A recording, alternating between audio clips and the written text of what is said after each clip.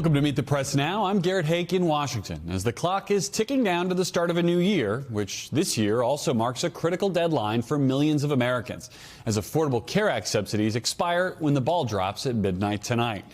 Remember, Congress left town this month after failing to come up with a plan to address the expiring ACA tax credits. And that means as many as 22 million Americans will now see their health insurance premiums skyrocket by an average of 114%, according to an analysis by the Kaiser Family Foundation. Now, those Americans, including many dealing with pre-existing conditions or terminal illnesses, must decide whether to pay those higher premiums, if they can, or to go without health insurance. I've been dealing with cancer for 10 years now, over 10 years now. I have to see physicians monthly. I go for infusions at the cancer center. The cost would be exorbitant without insurance and next to impossible for most of us. It was a pretty aggressive cancer, yeah. And so I think it's just highly likely that, my outcome wouldn't have been good. Had I not had access to that care, it would have been really difficult. I would have seriously been contemplating my own mortality. Right. For one party to have the current plan, which everybody admits is not great, and the other party saying, well, it's terrible, but not offering a solution. Sitting on the sidelines, you're kind of like, well, what the hell? let's figure this out, guys. This is important to everybody. Now, despite promising to unveil a new health care plan, President Trump has remained vague about any solution to address the rising premiums. 20 million Americans are now bracing for their premiums to skyrocket. Are you going to let this happen, or will you intervene? Yeah, they will skyrocket because it was never any good. I want that money to go to the people directly and let the people buy their own health care. And they'll get much better health care than they get with the Unaffordable Care Act. Both Senate Majority Leader Thune and House Speaker Mike Johnson have signaled Congress will take up the health care issue when lawmakers return in January, but there's no consensus on what that plan would look like. There will be a vote in the House, at least to extend those Obamacare tax credits for 3 years, after 4 Republican moderates took the extraordinary step of joining forces with House Democrats in a maneuver to bypass House Speaker Mike Johnson entirely and force a floor vote sometime after the new year. Before leaving for the holiday recess, lawmakers on both sides of the aisle expressed their frustration on the lack of a health care deal and raised concerns about political ramifications. Once January 1st occurs, as I've said over and over again, the toothpaste is out of the tube. January 1st, it expires. Once that happens, millions will be without health care. There'll be no ACA credits. People have already received their notices in terms of how much they are going to be billed from their insurance companies. And so is it too late? It's too late to avoid the shock factor. Everybody has a responsibility to serve their district, to serve their constituents. You know what's funny? 3/4 of people on Obamacare are in states Donald Trump won. So maybe, just maybe, everybody should look at this and say, how do we actually fix the health care system? Joining me now is NBC News Capitol Hill correspondent Melanie Zanona and NBC News senior business correspondent Christine Romans. So, Mel, I'll start with you. When do we expect to see that vote in the House on the tax credits? And is there any indication that Congress will act with urgency to tackle this issue now that, as Leader Schumer put it, the toothpaste is out of the tube? Well, we could see a vote in the House actually as soon as next week, and that is because the discharge petition, that's the tool that they use to force this vote, requires that the Speaker schedule a vote in the House within 7 legislative days, and 2 of those days have already passed. So certainly this is going to be at the top of their agenda when they return to Washington next week. And we are expecting this measure to pass. Again, it is a 3-year clean extension of the Affordable Care Act subsidies, but the Senate already rejected almost an identical proposal earlier this month. So the real question is whether they can come together and find a solution that both parties and both chambers can agree on. And that is an extremely tall task. And so I do think there is some hope right now that as more Americans start to actually experience these impacts of these health care premiums going up, that'll keep the pressure on Congress to act. But there's still a long way to go here. Right. So if door number 1 is that clear, that clean 3-year extension, what's door number 2? Is there a potential for a compromise proposal? Do we even know what that would look like in an outline? Well, it would have to be a compromise in order to actually get on President Trump's desk. And so theoretically, what that will look like is for Republicans, they're going to have to agree to an extension in the first place of these subsidies, something they've been adamantly against. And for Democrats, that means probably agreeing to a shorter extension than what they would prefer. Obviously, they're pushing for 3 years. It's probably going to have to be shorter than that, as well as some additional reforms. But there are a couple ideas floating around, some bipartisan proposals. There's also been a group of senators who've been keeping in touch over the break. So I think that's a good sign. There is clearly some goodwill here. But like I said, there's a reason why they haven't been able to come together so far on this deal. Right. I mean, this stuff is hard. Congress, of course, faces another government funding deadline in January. What do you think the likelihood is that we see the health care issue wrapped up in the funding fight again? Debbie Dingell on with us yesterday said she does not want to see another shutdown over this issue. Yeah, I think that's probably the sentiment among most Democrats right now. There seems to be very little appetite among Democrats to force another government shutdown. And in fact, some of the key players in the last fight have distinctly said that they now view these two issues of government funding and health care as on very separate tracks, which is different than what we saw in October when they forced that first shutdown. That being said, though, Garrett, this is one of the only leverage points left for Democrats. And so if they feel like Republicans aren't negotiating in good faith, or if they aren't getting anywhere, and this becomes an extremely dire situation, we could absolutely see those two issues linked back up again. Is there any sentiment among Democrats that it's time to just hang this issue around the necks of Republicans and punt it as a political issue to the midterm? Yeah, we're certainly already seeing signs of that. I mean, Chuck Schumer has said this is going to be the albatross around the necks of Republicans in the midterms. And so if they fail to act, no doubt this is going to be a huge centerpiece in the midterm elections. That's why you've seen so many Republicans in those swing districts breaking ranks, signing onto these discharge petition and urging their own Republican Party leadership to do something to not let these subsidies expire.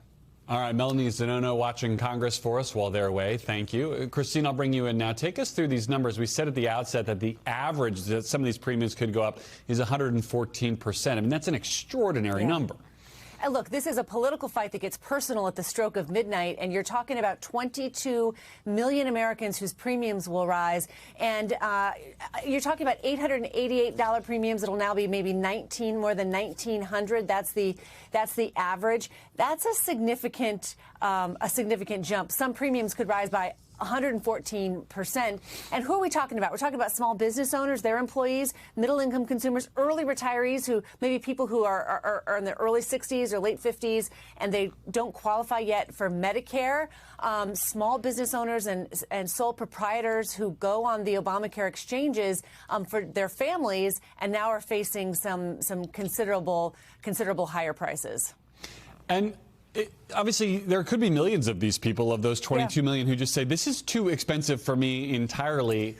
I'm out. What does that do to this sort of fragile marketplace that people simply decide they're not going to pay those premiums? They've already gone through the open enrollment process, so they've seen this sticker shock, right? And many people have been holding out for some sort of a congressional rescue that hasn't happened here. You could see people who just leave the system entirely and are now uninsured, which is not good for anyone. Remember, the point of Obamacare, the point of the Affordable Care Act, was to give these subsidies so everyone had incentive to get into the insurance market, because when everyone's in it, it works better and more efficiently. A reminder, these were temporary subsidies meant to be temporary during COVID. They were extended, and now they're expiring. You will hear some Republicans who say, look, this was extra money. It was never meant to be part of the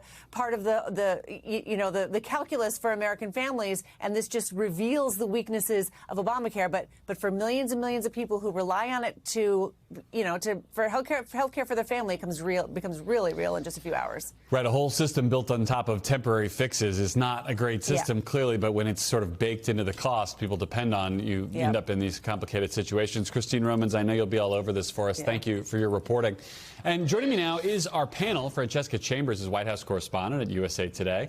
Megan Hayes, a former special assistant to President Biden. And T.W. Arrighi is Republican strategist and vice president of Push digital group. So, Francesca, I'll start with you. What are the political implications here if Congress fails to act on this, if the toothpaste remains out of the tube, as the minority leader put it, and these premiums spike all across the country?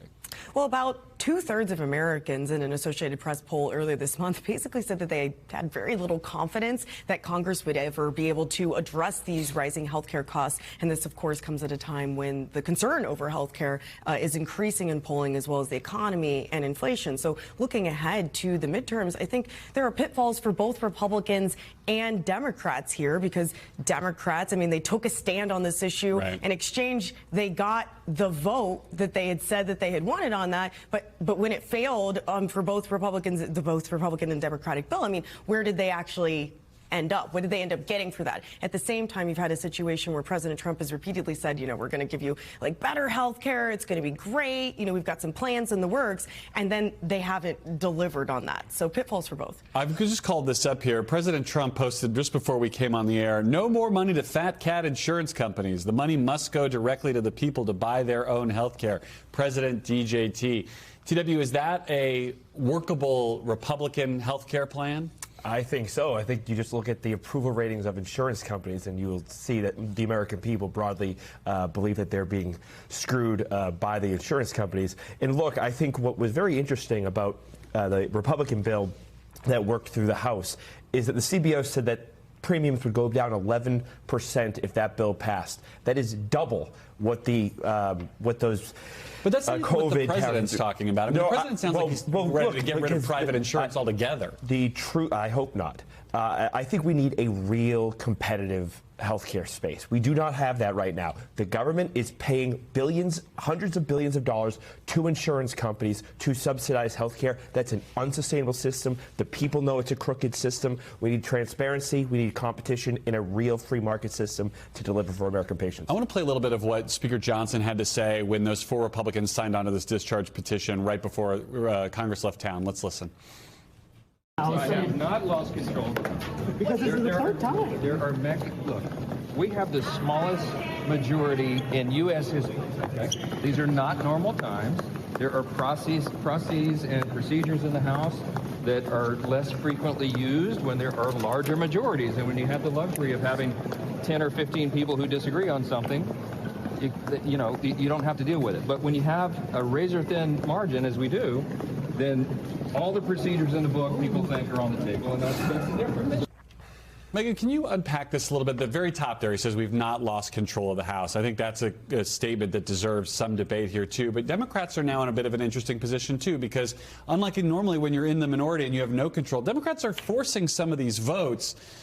Walk me through the political implications of a floor that's sort of a jump ball right now in the U.S. Congress. Well, first, when you're having to defend if you're in control or not, you've probably already lost control. So I would not a great position. I would disagree with that, with his stance there. But also, I think that we're all missing the whole point here. Is American people are telling Congress, they are telling the administration and the president, they cannot afford to live. They cannot afford gas. They cannot afford groceries. They can't afford their electric bills. And now they're not going to be able to afford their health care. So something has to give. And the more we talk about different systems, which I don't disagree with you, we probably should have a different system. That doesn't help people right now. And that doesn't help people at the end of every month and be able to pay for medicine or be able to feel like they can go to the doctor. So if we don't address the problem immediately, people will lose their health care, or they will have to lose something else that they won't be able to pay for. Does that immediacy require Democrats to take a deal if Republicans are saying, this is what we will vote for, if it's 1-year extension, if it's something much smaller? Do Democrats sort of have to take a lesser deal here at this moment? I think taking a 1-year deal and having an entire year to figure out a different idea sounds like a great idea right now. It sounds like more people will be able to keep their health insurance.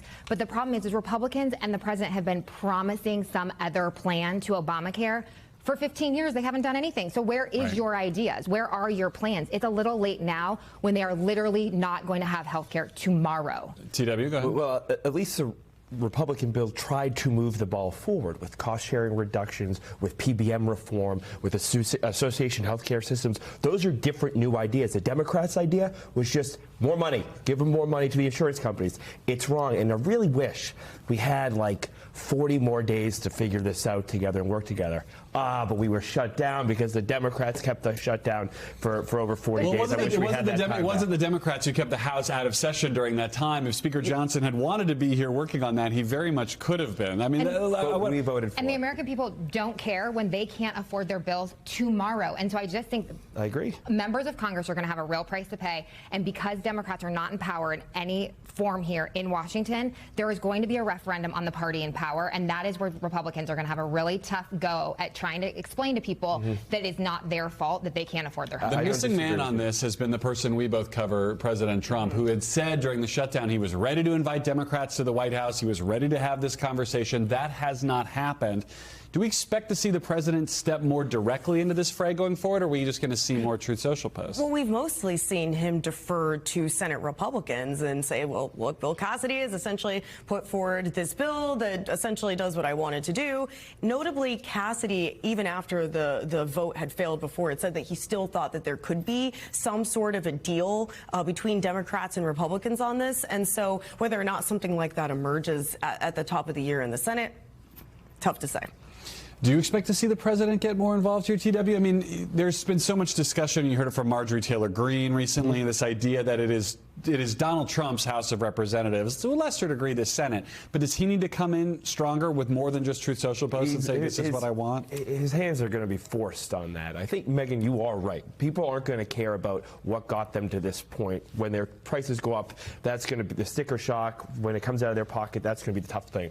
But those polling numbers will eventually come back, and it will trickle into the White House, and he will start to see that he's losing ground because of the health care issue. The health care issue will bog down the administration. We need a pathway forward. There are areas that we can work in a bipartisan way, different provisions that have popularity on both sides of the aisle. We need to find those and come together and move the ball forward. I don't know if the Democrats are going to want to, though. Megan, I want to ask you about our others. We have an actual, honest to goodness, political story happening today. We're going to have a new mayor in New York City tonight, Zohran Mamdani, who's become, in some corners, the face of the Democratic Party. How much pressure is he under to make good on some of those big campaign promises that we saw? He is the new face of the party, at least in this moment. I don't think he's under pressure. I think he's under pressure to actually govern. I'm not sure he can deliver on some of the promises that he made, because as Donald Trump knows, governing is much harder than campaigning. So and the Republicans tried to make him the boogeyman, and Donald Trump took that completely away when he welcomed him to the Oval. So I think that kind of took a lot of the air out of the balloon for the Republican Party with his needing to deliver. I think that he needs to deliver on picking up trash, getting the snow removed, and doing some real basic things that are needed in a city before he starts to tackle some of his bigger plans. Yeah, when you talk to mayors, they say that if your trash pickup doesn't come, nobody cares what party you're in. TW, what do you make of the degree to which the president kind of nerfed the criticism of Mamdani by embracing him so much in the Oval Office? How long do you think that lasts? I think he was being a gracious host. Look, it will last so far until Mamdani takes a swing at him or tries to step in the way of what Trump wants to do. So it's a wait and see sort of deal. The bigger thing, I think, is the leftward lurch of the party, the Democratic Party. I think you're going to see a Tea Party-esque style 2026, just like you did in 2010, and I think that's going to hurt Democrats. Francesca, do you think Mamdani is going to be that campaign, the first couple months of his mayoralty will be a roadmap for Democrats or a cautionary tale? I mean, if you're out there running for one of these contested seats, are you looking at New York City's mayor and saying there's things here I should copy and things I should ignore? But also his relationship with the president. I mean, he came in there and he did what we've seen many world leaders do as well, which is, to your point, be very polite, but also to flattery to a certain extent, right? And we've seen that work very well with the president of the United States. And so potentially, this could continue. Maybe he'll come up with an award to give him. All right, Francesca, Megan, TW, thank you all for coming in. Happy New Year to you guys. I appreciate you working today. And coming up, Democrats on Capitol Hill ramp up pressure on the White House, demanding more information on a strike that President Trump said targeted a dock inside Venezuela. Plus, the Trump administration says it's cutting off all federal child care payments to the entire state of Minnesota after allegations of fraud at daycare facilities went viral. You're watching Meet the Press now.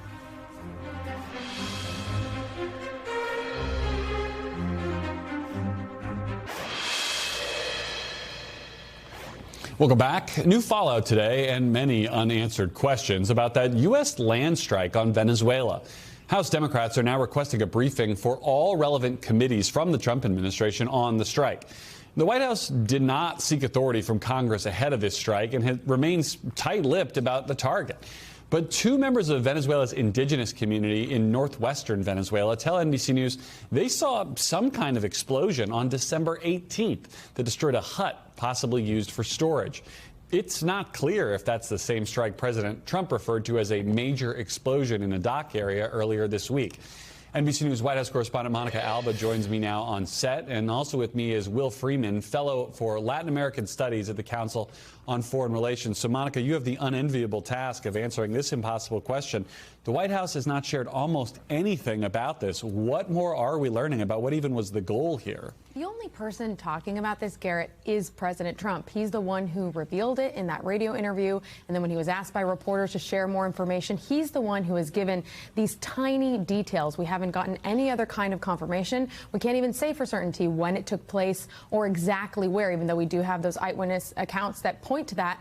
We also don't know, and what we need to find out is this the only strike that has occurred on land in Venezuela? Could there be others? Could this have been a covert operation, since it doesn't appear it was done by the U.S. military, at least in the same way that the Trump administration has been putting out videos when they do hit those alleged drug boats? So that's another major, major question. And simply the White House right now is not wanting to give any of those other details, just saying that they still plan to continue this overall operation. And we know from the White House Chief of Staff, Susie Wiles, she has said that the plan here is to continue to hit these boats or to continue with these operations until, quote, the leader there, Nicolas Maduro, cries uncle. So the strategy seems to be clear. We're hearing about that from the president, the administration, but the way they're carrying this out is still a little bit unclear. And certainly that's why lawmakers are raising these questions about what happened with this strike, and maybe it'll happen again. And interestingly, we've not heard anything from Maduro on this either. Is the forcing mechanism here then getting called before Congress? Do we know if the White House is going to provide anybody to brief? That's the question, and we know that certainly House Democrats are calling for that. The White House has not said today when we asked them whether they do plan to do that. In the past, when they have been asked about this, they have pointed to a series of briefings that they have done for the relevant committees. And so I think they would likely say that that has been a regular occurrence and one that they will say will likely continue. But since this seems to have moved into a different phase with this land operation of the drug facility that was on the shore, I think lawmakers are still going to be asking for one sooner rather than later, and we don't know when that will happen. And for the second time this week, we got new sanctions from the Treasury Department on organizations or companies linked to Venezuela. What can you tell us about this new round? Yeah, and I think this is something you have continued to see, which is just another tool in the toolkit when it comes to the pressure campaign. So you have the military one, which has been very clearly laid out, and then you have the economic one. And certainly in the last couple of weeks, we have also seen those oil tankers become a bigger part of this, a bigger part of the strategy. So the sanctions are something that will continue, though they haven't seemed to, at this point, have any major effect, right? They haven't seemed to be something that has worked. So it's just continuing to add to it. But this is, I think, a lot about the messaging. And remember that the president has said that there could be strikes on land that continue in Venezuela, but he also hasn't ruled that out for other countries in the region as well. And that continues to be the risk here of a larger escalation. Well, it's a similar situation like what we have with Russia, where there's been so many sanctions in place for so long, you kind of wonder what else you're doing here at the edges. But Monica Alba, we have to leave it there. Thank you for your reporting. I'll turn to Will now. So, Will,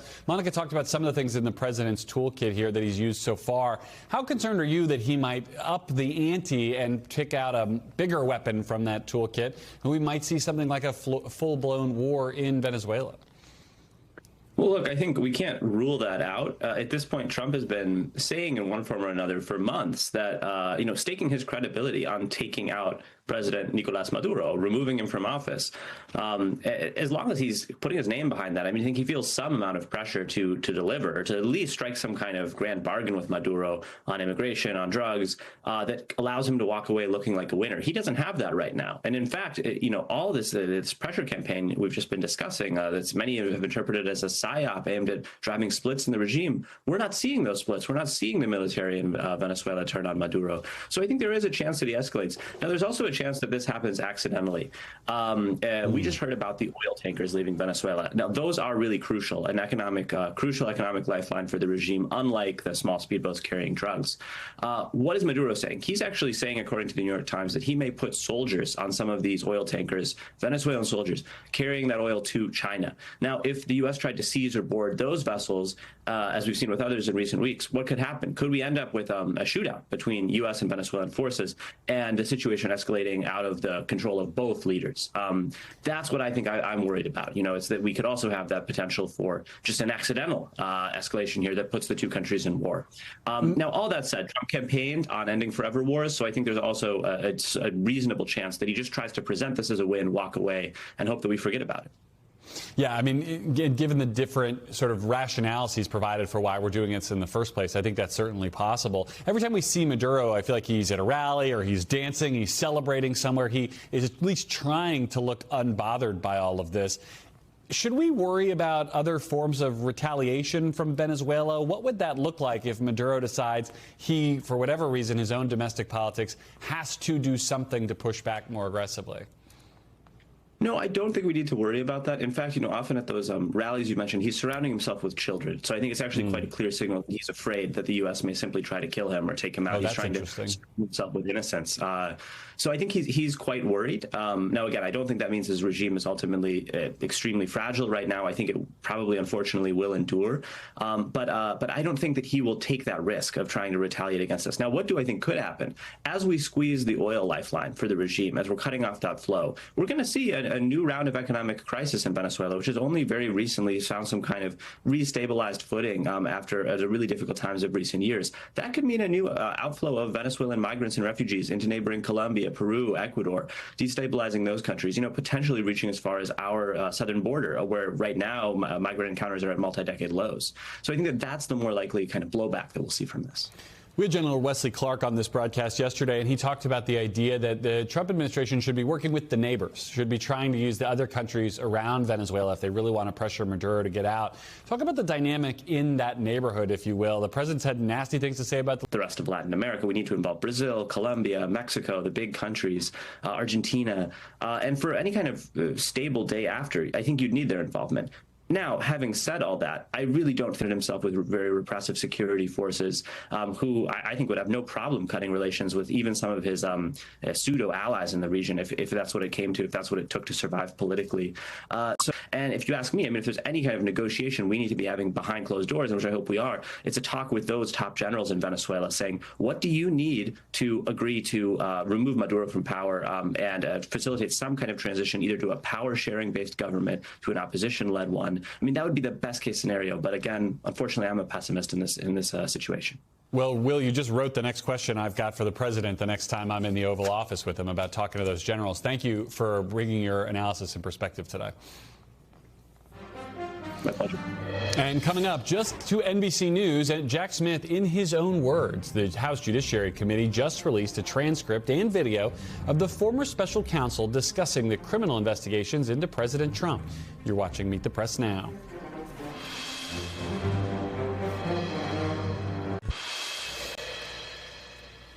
Welcome back. We have some breaking news here on this New Year's Eve. We are hearing from former special counsel Jack Smith, in his own words, defending his decision to bring charges against now President Trump.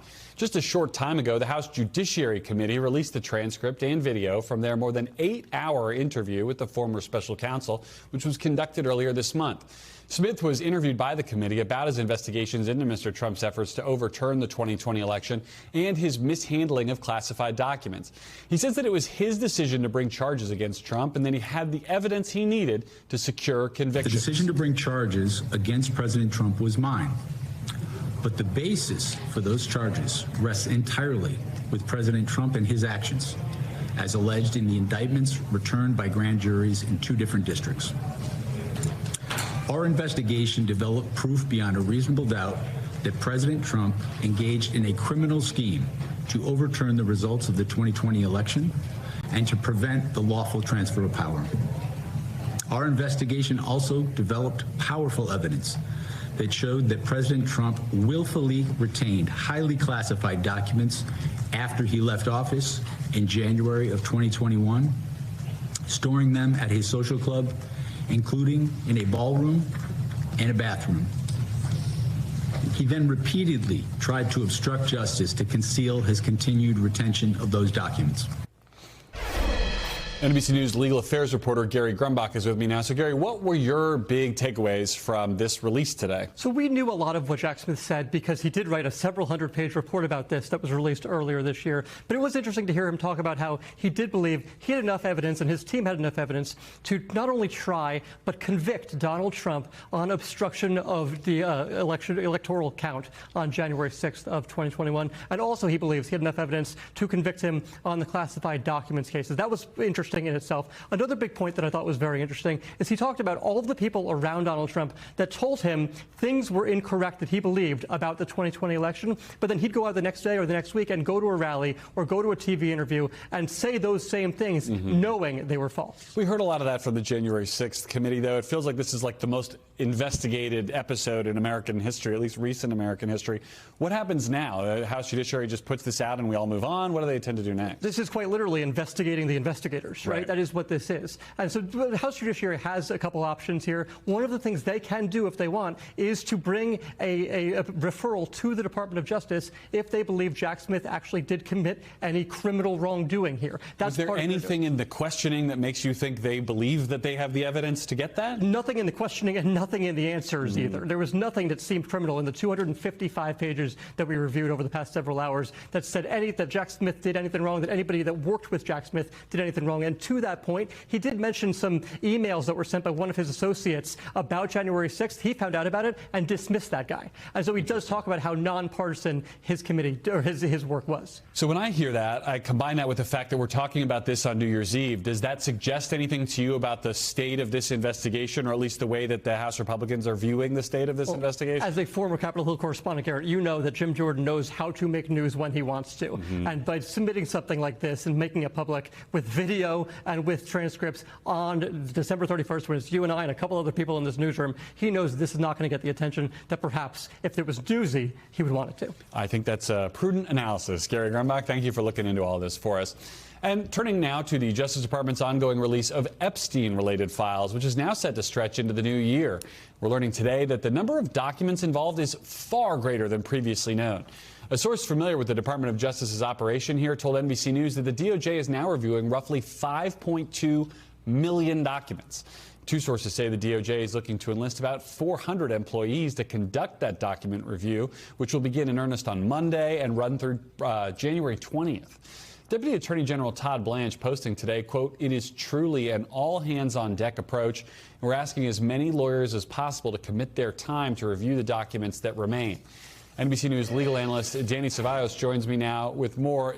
Danny, I cannot imagine this is how many attorneys at the Department of Justice wanted to spend their time. I'm just struck by this idea of how it's even possible that the government simply didn't know it had all of these documents until this week. On the one hand, you're absolutely right. I mean, the government should, at minimum, even if they didn't comply with the statute that required them to release by a certain date, and as opposed to a rolling release, and we'll release them when we're ready. But on the other hand, this is, and I'm thinking about this from the perspective of a criminal defense attorney handling a federal criminal case. One set of files nowadays, the modern criminal case, can be terabytes of documents. This presumably is everything DOJ has ever gotten its hands on related to Epstein, which spans several different cases. And don't forget things like emails that are not normally part of criminal discovery, but internal DOJ emails. That itself could be terabytes of data. So while I'm not surprised the number keeps rising, I am somewhat surprised that DOJ didn't at least have an idea of what the universe was, a rough estimate of its size from the outset. Especially when you consider how confident the Attorney General was talking about the file early on in the administration as though all of this had been reviewed. So given that, Danny, and what I have to think is a lot of probably duplication in all of this, how arduous of a task will this review be over the next couple of weeks? I can't even imagine it. I mean, 400 employees doesn't seem like enough. In my experience with document review and document production, both on the civil side and the large corporate scale side and the criminal defense side, almost anything makes its way into the modern file. And that's for one discrete criminal cases. We're talking about investigations going back to the mid-2000s and beyond just the investigations and the files and arguably anything DOJ ever got its hand on. It could be a Post-it. It could be a takeout menu that found its way into the workroom. And when it comes to emails, every email begets more emails. Reply all. I mean, you can imagine this in any of your normal, regular lives. One email can beget the next email, several more emails, and before you know it, you have reams of pages of documents. And to some degree, maybe DOJ didn't appreciate, in terms of what it had in data, how that would translate to pages, because the modern case exists mostly on the computer and not in printed out pages. But again, it's the kind of thing that at minimum, if they weren't going to comply with the deadline, DOJ probably should have at least known what they actually had, even if they couldn't turn it over right away. The other thing that confuses me or intrigues me about all this is the idea that the DOJ stated so definitively over the summer that they were not releasing these files because they were convinced that there was nothing else to even investigate, let alone charge, as relates to Jeffrey Epstein. Now they're finding these millions of more pages. Do you think that claim likely still stands? What do you think the relative odds are? And I understand this is almost an impossible question, that there's more meaningful information in the millions of documents that suddenly they have access to that might suggest more criminality, or at least more worthy of investigations, than the DOJ thought they had on their hands 6 months ago? Yeah, I think the Epstein files release has tested a lot of traditional ideas about production of documents and transparency.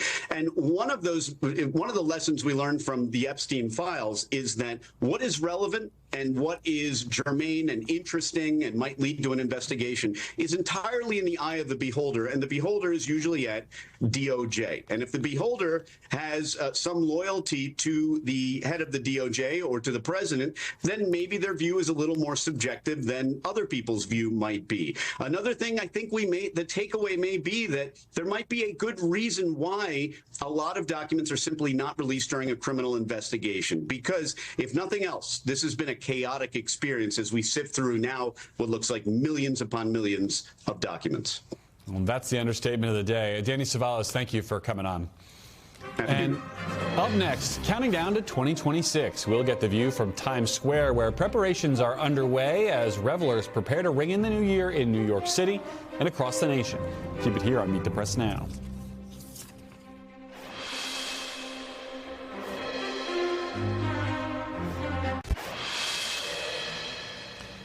Welcome back. President Trump took to social media today to further amplify allegations of widespread fraud in Minnesota, blaming the Somali community and Congresswoman Ilhan Omar for the alleged fraud without any evidence. It comes after a video from conservative YouTuber named Nick Shirley went viral. In it, Shirley claims he visited 10 daycare centers in Minnesota that were receiving state and federal funds, and that he didn't see any children at the sites.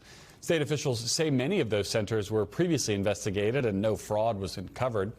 And now the Department of Health and Human Services says it's freezing all federal child care payments to the state of Minnesota and implementing new requirements for child care programs nationwide.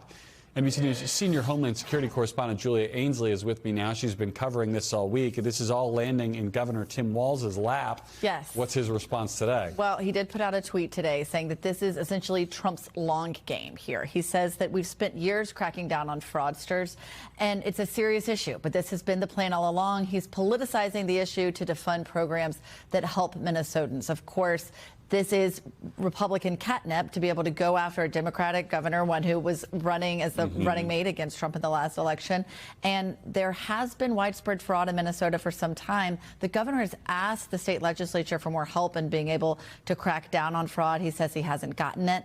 But at the heart of this is what's happening with these daycare centers, and have they been thoroughly investigated either by federal investigators or state investigators to a point where they can be comfortable either allowing them to continue to run as the state is, or cutting off all funding like the federal government is. Seems everyone's jumping into their camps here before actually doing their research. It is wild to me to see this much federal interest on 10 daycare centers. Right. I've not seen a dollar figure attached to this funding freeze. How big of a deal is that potentially for Minnesota to have this money cut off?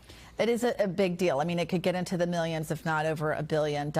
And this would be really catastrophic for daycare centers that are serving underprivileged children. That's exactly why they pull on this funding. There is still some state funding there for them through the CCAP program, but definitely they use this federal funding. And nationwide, it can have an impact as well, because now they have a new requirement for people to be able to prove that they are a daycare center that's in operation. They're putting a new DOGE component on it called Defend the Spend. But a lot of that's nebulous, and exactly where they'll draw the line and what kind of evidence people have to provide and whether or not they'll have visits before that funding comes is a little up in the air. I think there are a lot of people concerned about this across the country tonight. Well, and they should probably start being concerned about California, or in California. The president posting there's more fraud in California than there is in Minnesota, if that's even possible. He complains about 2 crooked governors, 2 crooked states.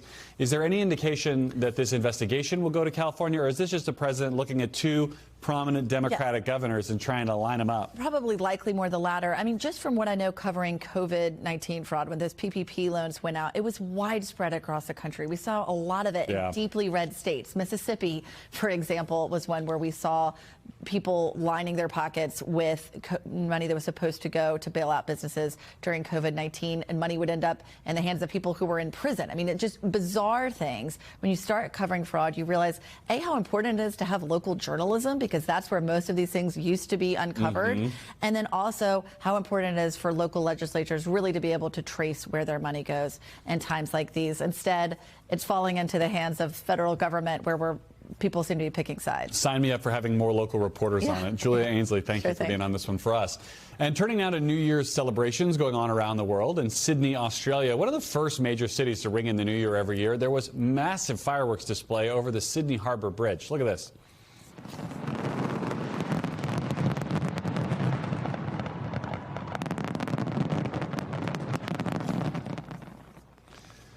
It's incredible. And here in the U.S., an estimated 1 million people will descend on Times Square and the surrounding areas to see the iconic ball drop when the clock strikes midnight tonight. In preparation, thousands of NYPD officers are being deployed all across the city, according to New York's new commissioner.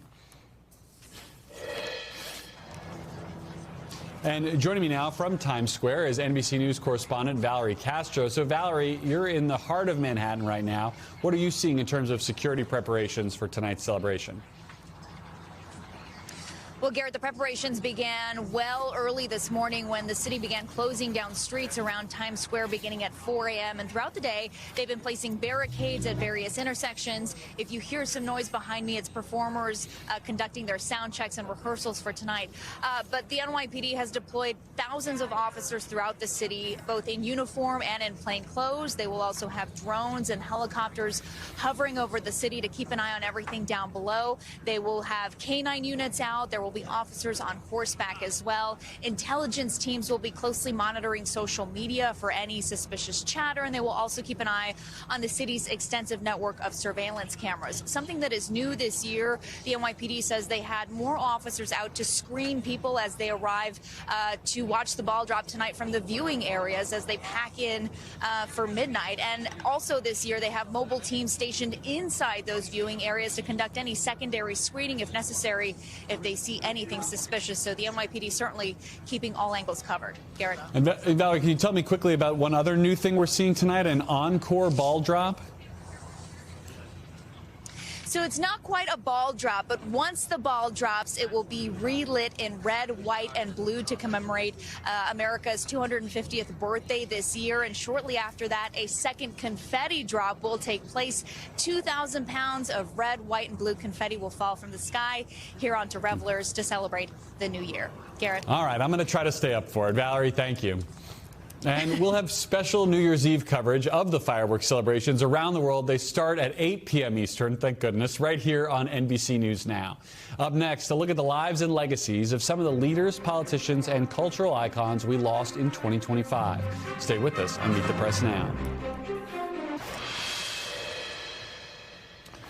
Welcome back. As the year comes to a close, we want to remember some of the iconic people in politics, culture, and the media whom we lost this year, including former Colorado Senator Ben Nighthorse Campbell, who died yesterday at the age of 92. First elected as a Democrat, Campbell served 3 terms in the House and 2 in the Senate, but switched parties to join the GOP during his first Senate term. Campbell, who was an Olympian, a teacher, and a rancher before entering politics, was known for his cowboy boots and bolo ties and was one of just a few Native Americans to ever serve in the Senate. Let us treat others with the same passion and compassion with which we want to be treated. The oath that the President and I take when we're sworn in up there on Capitol Hill is to support and defend the Constitution of the United States. And we've done everything within our power and within the Constitution to, in fact, pursue that objective.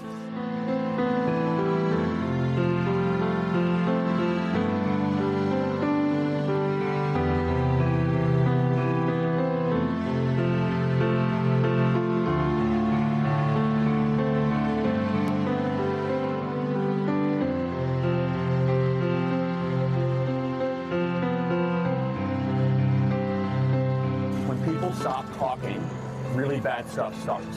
When you stop having a human connection with someone you disagree with, it becomes a lot easier to want to commit violence against that group. What we as a culture have to get back to is being able to have reasonable disagreement where violence is not an option.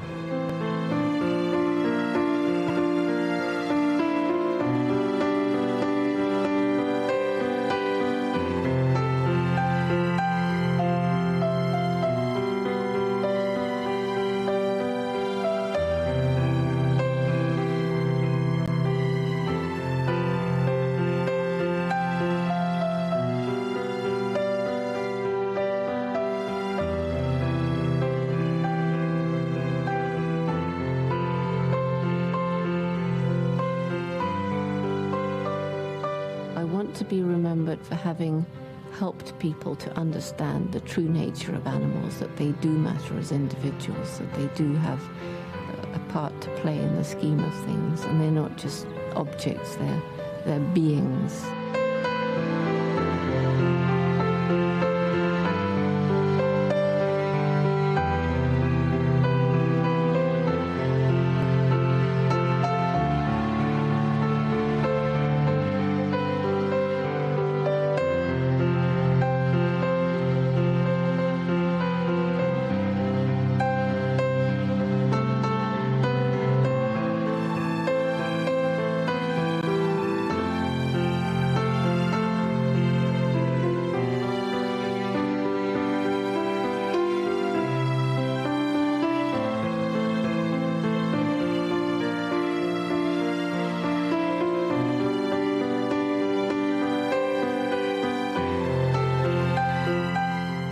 Are civil rights issues, and there is one group of people in this country that is not regarded equal under the law. There will be gay marriage in this country without question, because we cannot look at our fellow citizens and say that they deserve less than we in the heterosexual community.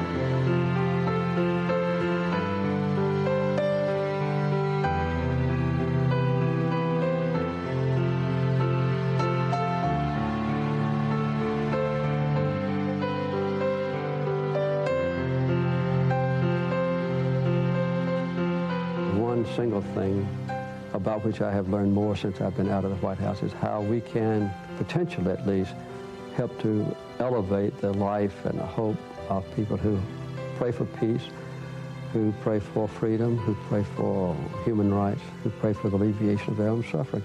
And we now pay very little attention to them.